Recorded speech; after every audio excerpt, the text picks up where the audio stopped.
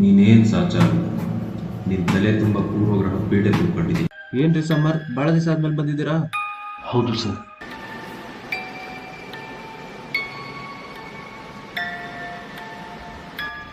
ಓ, magician. ಮಂತ್ರಿ ಹೋದ್ಮೇಲೆ ರಾಜಂಗೆ ಏನೂ ಇರೋದು, ಬಲ ಕಳ್ಕೊಂಡ್ಬಿಡ್ತಾನ ರಾಜ. ಪ್ರಾಫಿಟ್ ಆಯ್ತು ಮಗ.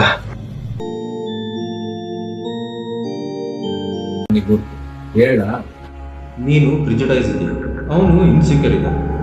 ಅವನು ಮಾಡೋ ದೋಖ ಎಲ್ಲ ನಿನಗೆ ಗೊತ್ತಾಗುತ್ತೆ, ಆದರೂ ಅವನ್ನ ದೂರ ಇಡಕ್ಕಾಗಲ್ಲ ಪರಿಸ್ಥಿತಿ.